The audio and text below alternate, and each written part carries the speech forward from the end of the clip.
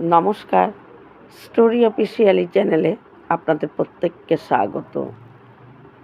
আমার প্রচণ্ড ঠান্ডা লেগেছে, তাই গলার আওয়াজটা খুব বাজে আসছে। কথা বলতেও কষ্ট হচ্ছে, খুব ঠান্ডা লেগেছে, মাথা প্রচণ্ড ধরেছে। কিন্তু আমি তাও একটা ভিডিও করার চেষ্টা করছি। একটু প্লিজ কষ্ট করেই আপনারা দেখে নেবেন। আমি আজকে শ্রীমদ্ ভাগবতের একটা কাহিনী বলছি। শ্রীমদ্ ভাগবতে যে বিদ্যাসুর, এই বিদ্যাসুর কে ছিলেন, পূর্বজন্মে কে ছিলেন, সেই কাহিনীটি আমি সংক্ষেপে বলছি। চিত্রকেতু নামে এক রাজা ছিল। সেই রাজার কোনো সন্তান ছিল না। সন্তান ছিল না বলে রাজা অনেক বিয়ে করেছে, 1 কোটি কন্যাকে বিয়ে করেছে। কিন্তু এত তার স্ত্রী থাকতেও কোনো স্ত্রী গর্ভবতী কোনো দিন হতে পারেনি। তাই রাজার মনে খুব দুঃখ ছিল। রাজা প্রচণ্ড দুঃখ বিলাপ করত এবং রাজকার্য সুষ্ঠুভাবে তিনি সমস্ত কিছু পালন করত, কিন্তু মনের মধ্যে তার প্রচণ্ড দুঃখ ছিল। এই দুঃখ অবস্থায় রাজা ছিল, কিন্তু একদিন ওই রাজার ওখানে, চিত্রকেতু রাজার ওখানে মহামুনি আর হলো ঋষি অঙ্গরা, তারা দুজন আসে।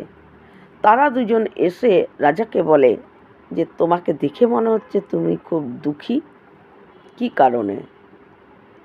তখন রাজা চিত্রকেতু বলে তাদেরকে যে আমি জানি আপনারা ত্রিকালজ্ঞ, আপনারা সব জানতে পারেন মনের কথা, কিন্তু তবুও আমার মুখ থেকে আপনারা শুনতে চাচ্ছেন, তাই আমি বলছি। আমি এত বিয়ে করা পরও আমার এত স্ত্রী, কিন্তু আমার কোনো সন্তান নেই। এই সন্তানের জন্য আমি এত স্ত্রীকে বিয়ে করেছি, কিন্তু কারো ঘরেই কোনো স্ত্রী আজ পর্যন্ত একটা সন্তান কারো হয়নি। সেই জন্য আমি দুঃখী। আর শুধু যে আমি দুঃখী তাও কিন্তু না, আমার পূর্বপুরুষেরা তারাও দুঃখী হয়ে আছে, কারণ আমার ঘরে কোনো সন্তান নেই। তাই আমার পূর্বপুরুষরাও উদ্ধার হতে পারবে না, তাদেরকে পিণ্ড দান করার মতনও কেউ নেই। সেই জন্য আমি দুঃখী। তখন ওই মহামুনি আর ঋষি অঙ্গরা তাকে বোঝানোর চেষ্টা করে যে এই সংসার, এই স্ত্রী, এই পুত্র কন্যা, এগুলো সব মায়া, এরা কেউ কারো না, আর এগুলা খালি আমাদের শরীরের সঙ্গে সম্পর্ক। রাজাকে নানা রকমভাবে বোঝাতে চেষ্টা করে তারা, তাদের মানে জ্ঞান ভাণ্ডার দিয়ে তারা চেষ্টা করে, কিন্তু রাজা তখন সেই বোঝার অবস্থায় রাজা ছিল না। রাজার পুত্র নাই বলে সেই শোকে রাজা কাতর। তখন ওই ঋষি অঙ্গরা বুঝতে পারে যে এই মুহূর্তে তার কোনো জ্ঞান, কোনো কিছুই তার মাথায় সে রাখতে পারবে না, কারণ সে এখন পুত্রর জন্য তার মন, প্রাণ, বুদ্ধি সব কিছু ওই পুত্র প্রাপ্তির জন্য ব্যাকুল হয়ে আছে। তখন ঋষি অঙ্গরা তখন তাকে কি করে, তার যোগ বলে, সে চরু তৈরি করে, আর সেই চরু বলে যে তোমার বড় স্ত্রীকে খাইয়ে দাও, তারপর সে গর্ভবতী হবে, তোমার সন্তান হবে। এই বলে তারা অন্তর্ধান হয়ে যায়। রাজা সেই চরু তার বড় স্ত্রীকে খাওয়ায় এবং কিছুদিনের মধ্যে সে গর্ভবতী হয়। গর্ভবতী হওয়ার পর তারপরে তার কিছুদিন যাওয়ার পর তিনি পুত্র সন্তান তার থেকে জন্মায়। রাজা এত খুশি হয়, রাজা সমস্ত যারা নাকি রাজার কাছে কিছু পাওয়ার আশায় আসতো, রাজা তাদেরকেও দান করেছে। বলা হয়েছে যে 20টি ফোঁটা যেরকম পড়ে রাজা দান ওরকম করেছে। কি দান করেনি? সর্বস্ব রাজা সবাইকে দান করেছে। যার দরকার সে তাকেও দিয়েছে, যার দরকার নেই তাকেও দিয়েছে। সমস্ত কিছু রাজা সবাইকে দান করেছে আনন্দে। রাজা ওই পুত্র দিকে মানে হওয়ার পর রাজা রাজকার্য থেকেও তাড়াতাড়ি সে বাড়ি ফিরে চলে আসতো, পুত্রকে অনবরত দেখতো। আর অন্য যে স্ত্রীগুলো ছিল রাজা তাদের দিকে তাকিয়েও দেখতো না। একমাত্র তার বড় স্ত্রীর থেকে যেহেতু সন্তান হয়েছে, ওই বড় স্ত্রীর সঙ্গেই তাকেই ভালোবাসতো। আর ওই পুত্র বলতেই রাজা অজ্ঞান ছিল। রাজকার্য থেকে তাড়াতাড়ি চলে আসতো ওই পুত্রের জন্য, কখন পুত্রকে দেখব, কখন পুত্রকে দেবো, খুব খুশি চিত্রকেতু রাজা। এই রকম করে চলতে চলতে এদিকে অন্যান্য রানীরা তখন তাদের মনে একটা হিংসা জন্মায় যে আমাদের দিকে তো রাজা ফিরেও তাকায় না, সারাক্ষণ ওই বড় রানীর, আর যেহেতু তার পুত্র হয়েছে তার জন্য ওই বড় রানীর ঘরেই সবসময় থাকে, তাকেই ভালোবাসে, তার সঙ্গেই প্রেম করে।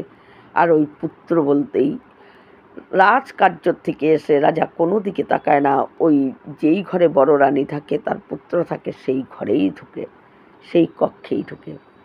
অন্যান্য রানীরা তখন তাদের মধ্যে একটা খুব হিংসা জন্মায়। হিংসা এমনই একটা জিনিস, হিংসা যদি জন্ম নেয় তাহলে খুব বড় কাজ মানে পাপ কাজ খুব সহজেই করিয়ে দেয়। হিংসা পাপ কাজ করাতে খুব তাড়াতাড়ি পারে। তাই ওই সমস্ত রানীরা মিলে তাদের মধ্যে তারা সবাই মানে দুঃখ যে রাজা তাদের দিকে ফিরেও তাকায় না। তারা একটা দাসীর থেকেও তাদের মানে মূল্য কম হয়ে গেছে, রাজা ফিরেও তাকায় না। তাই সবাই মিলে যুক্তি করে ওই পুত্রকেই বিষ খাইয়ে মারব।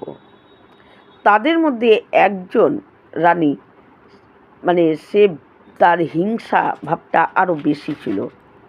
সে তখন ওই পুত্রকে দেখার জন্য যে অনেক দাসী মানে দাসী ছিল, কোনো সময় এ দেখতো, কোনো সময় ও দেখতো, আর এদিকে বড় রানী তো থাকতই।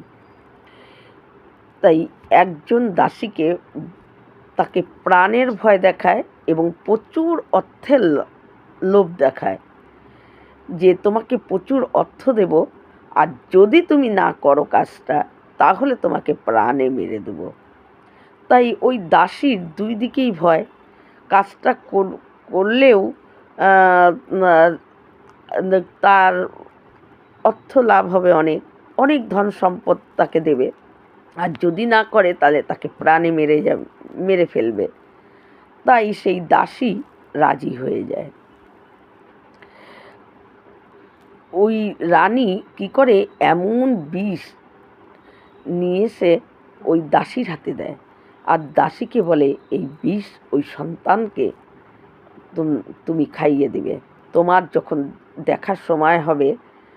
কারণ ওই রাজার ওই সন্তানকে অনেক দাসী ছিল, একের পর এক দাসী, তারা দেখত যে তোমার যখন সময় হবে দেখাশোনা করার ওই পুত্রকে, তখন তুমি এই বিষ খাইয়ে দিবে। সেই দাসী অর্থর লোভে আর নিজের প্রাণের ভয়ে দুটো দিকই বিচার করে সে রাজি হয়ে যায়। তাই তখন যখন ওই দাসীর ওই পুত্রকে দেখাশোনার সময় আসে, তখন সেই দাসী কী করে, তাকে বিষ খাইয়ে দেয়। বিষ খাইয়ে দেওয়ার পর যখন ওই দাসী চলে যায়, তারপরে তার পরের দাসী যখন তাকে দেখাশোনার জন্য আসে, সে ঘরে ঢুকে দেখে যে গোটা শরীর নীল হয়ে আছে। সেই দাসী চিৎকার করে ওঠে এবং রানীও দৌড়ে যায়, দেখে যে নীল হয়ে আছে। এবং মৃত হয়ে গেছে, মানে ওই শিশু মৃত্যু হয়ে গেছে। রানী চিৎকার করে, রাজা এই খবর পায়। রাজা যখন চিত্রকেতু রাজা যখন এই খবর পায়, তখন চিত্রকেতু রাজা কি করে, সে শোনা মাত্র সে অজ্ঞান হয়ে যায় এবং মন্ত্রীরা তার লোকজনেরা তাকে কোনো রকমে জল টল ছিটিয়ে তাকে কোনো রকমে জ্ঞান আনতেই আবারও সে অজ্ঞান হয়ে যায়। এইভাবে কোনো রকমে তাকে রাজমহল অবধি নিয়ে আসে চিত্রকেতু রাজাকে। কিন্তু রাজা যখন এসে দেখে তার পুত্র নেই, রাজা কাতর, মানে এত কষ্ট পায়, রাজার প্রাণ থাকবে না এই রকম অবস্থা। কারণ তিনি এতটা আনন্দ পেয়েছিলেন তার পুত্র হওয়াতে। রাজার এই যখন অবস্থা, রাজার প্রায় মৃত্যুর মতন বারবার সে অজ্ঞান হয়ে যাচ্ছে, পুত্র পুত্র করতে করতে, যে একটু তুমি জাগো, তুমি জাগো, তুমি আমার একটাই সন্তান বলতে বলতে রাজা আবার অজ্ঞান হয়ে যাচ্ছে। কোনো রকমে জ্ঞান আনতেই রাজা অজ্ঞান হয়ে যাচ্ছে। তখন ঠিক সেই সময় আবার মহামুনি আর ঋষি অঙ্গরা ওই রাজার ওখানে আসে। রাজার ওখানে আসার পর দেখে ভিড়, যা সারা নগর মানে হাহাকার পড়ে গেছে। সবাই জানতো রাজা কতটা খুশি ছিল ওই পুত্রের জন্য, কিন্তু হাহাকার পড়ে যায় নগর। সেই সময় ওই মহামুনি আর ঋষি অঙ্গরা তারা দুজন আসে। আসার পর রাজাকে বলে যে তুমি কেন বিলাপ করছো? তোমাকে আমরা প্রথমবারই তোমাকে আমরা জ্ঞান দেওয়ার জন্য এসেছিলাম, যে কোনটা সত্য আর কোনটা মিথ্যা সেটা তোমাকে বোঝানোর জন্য এসেছিলাম। কিন্তু এসে দেখলাম যে তোমাকে সত্য মিথ্যা বোঝানোর কোনো কিছুই ছিল না, তাই তোমাকে একটা পুত্র দান করেছিলাম। এখনো শোনো, এই যে তোমার পুত্র মৃত্যু হয়েছে, এই পুত্র আর তোমার মধ্যে কে পিতা কে সন্তান, দেখো তুমি কেন পুত্র শোকে এত কাতর হয়ে গেছো। কিন্তু রাজা কোনোভাবেই, তখন মহামুনি কী করে, তার আত্মাটাকে নিয়ে আসার চেষ্টা করে নিয়ে আসে মহামুনি রাজাকে শোনানোর জন্য। তখন ওই আত্মাকে, ওই রাজার যে সন্তান তার আত্মাকে বলে যে তুমি চলে আসো, তোমার পিতা ব্যাকুল হয়ে গেছে তোমার জন্য। তখন সেই আত্মা বলছে, কে পিতা? সে কি বলতে পারবে? এর পরের জন্মে আমি তার কে হব, সে আমার কে হবে? এর আগে আমি তার পিতা ছিলাম আর এ আমার সন্তান ছিল। এ কি জানে? এ কি বলতে পারবে? আমি আত্মা, আমার কেউ পিতা না, কেউ, আমি কোনো দুঃখও পাই না, আমার কোনো সুখও হয় না। এই রকম আমার অনেক পিতা আছে, আর আমিও নিজে অনেকবার পিতা হয়েছি। তাই আমি আর এই শরীরে, এই গলিত পচা শরীরে আমি আর ঢুকতে পারবো না, আমি কিছুতেই ঢুকবো না। তখন মহামুনি ওই রাজা চিত্রকূটকে বলে যে, শুনলে রাজা? তখন রাজা কি করে, চোখে মুখে জল দেয়। রাজা যখন শুনল যে তার পুত্র তাকে বলছে যে কে পিতা কে পুত্র, আমি কারো পিতাও না, আমি কারো পুত্রও না, আমার কেউ পিতা নেই, আমার কোনো, আমি কারো পুত্রও না। আর রাজা বিলাপ করছে। রাজা জানে এর আগের জন্মে আমি যে তার পিতা ছিলাম না, এর পরের জন্মেই আমি যে তার শত্রুই হব না, বা সে যে আমার শত্রু হবে না, সে কি জানে? তাই আমি এই শরীরে আর ঢুকবো না। রাজা যখন এই কথা শোনে, রাজা তখন বুঝতে পারে যে রাজার একটু জ্ঞান হয়। জ্ঞান হওয়ার পর তখন মহামুনি রাজাকে বলে যে, হে চিত্রকূট রাজা, আমি তোমাকে একটা মন্ত্র দিচ্ছি, সেই মন্ত্র তুমি জপ করো। রাজা তখন বলে যে, এখন আমি এই অবস্থায় আমি কোনো মন্ত্র আমি নিজে জপ করতেই পারবো না। তারপর রাজা আস্তে আস্তে যখন ঠিক হয় এবং রাজা বুঝতে পারে যে সেই পুত্র যখন অস্বীকার করে দেয়, তখন রাজা চোখে মুখে জল দিয়ে সে স্থির হয় এবং তখন ওই মহামুনি আর অঙ্গরা ঋষি তাকে কি করে একটা মন্ত্র দেয়, বলে তুমি এই মন্ত্র জপ করো। এই মন্ত্র যদি তুমি জপ করো, তুমি 7 দিনের মধ্যে তুমি একটা লক্ষ্যে পৌঁছে যাবে। তারপর রাজা কি করে, তখন রাজা শোক ভুলে রাজা তার সম্পূর্ণ তার ভগবানের দিকে তার মন সব কিছু চলে আসে। তখন রাজা ওই মন্ত্র জপ করে। 7 দিনের মধ্যে রাজা শেষ নাগের এতটা যে শঙ্কার্ষণের এত আরাধনার পর এবং শঙ্কার্ষণ প্রভু সেখানে চলে আসে। সেখানে চলে আসার পর রাজার চোখ দিয়ে এত জল পড়ছিল, রাজা তাকে স্তুতি তাকে প্রণাম কোনো কিছুই করতেই পারেনি। কিন্তু ওই শঙ্কার্ষণ প্রভু তারপরে তাকে বর দেয় যে তুমি বিদ্যাধর পদ তুমি পেয়ে গেছো, বলে তাকে একটা বিমান দান করে। তাই মাত্র আর তুমি যে এত তাড়াতাড়ি আমাকে দর্শন পেলে, শঙ্কর্ষণ প্রভু বলছে যে তুমি যে আমাকে দর্শন পেলে, এর জন্য তোমাকে একমাত্র ওই মহামুনি আর অঙ্গরা ঋষির তোমার উপর কৃপা করেছে বলেই তুমি এত তাড়াতাড়ি আমার দর্শন করলে। আর তোমাকে একটা পদ দেয়া হলো বিদ্যাধর। এই বিদ্যাধর পদ পেয়ে তখন তার মধ্যে আর ওই বিমানে চড়ে আর বিনা আসলে যখন ভগবানকে প্রাপ্তি করতে গেলে সৎসঙ্গ, অনেক নাম জপ কষ্ট অনুভব করে যদি ভগবানকে পাওয়া যায়, তখন তার ভিতরে অহংকার আসে না। কিন্তু বিনা অল্প দিনের মধ্যেই ভগবানকে পেয়ে গেছে ওই ঋষি আর দের কৃপায়। তাই যখন সে বিদ্যাধর পদ পেয়ে যায় তখন সে কি করে, একটা বিমানে চড়ে ঘুরতে থাকে। ঘুরতে ঘুরতে সে দেখে যে এক জায়গায় ভগবান শিব এবং পার্বতী তার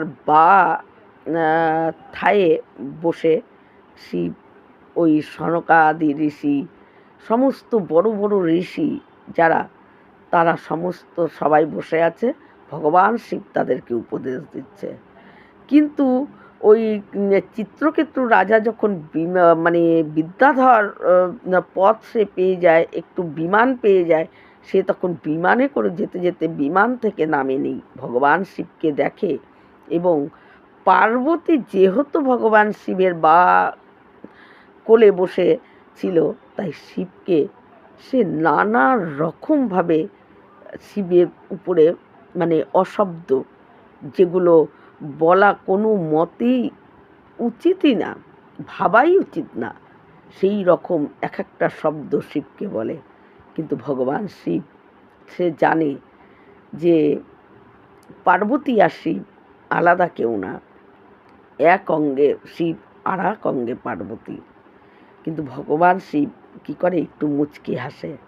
কিন্তু ওই বিমান থেকে নামেনি, তবুও বিমান থেকে নামেনি যে অত বড় বড় সমস্ত ঋষি, সনকাদি ঋষি সমস্ত, আর এদিকে ভগবান শিব স্বয়ং তাদের উপদেশ দিচ্ছেন, জ্ঞান লাভ করতেছে শিবের থেকে। কিন্তু তারপরেও সে বিমান থেকে না নেমে অহংকারে সে পার্বতী যেহেতু শিবের পাশে তার বাম অঙ্গে বসে আছে তাকে নিয়ে উপহাস, তাকে নিয়ে নানা রকম কথা বলে।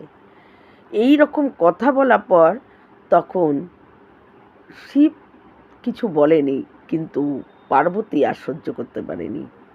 পার্বতী তখন তাকে অভিশাপ দেয় যে কি,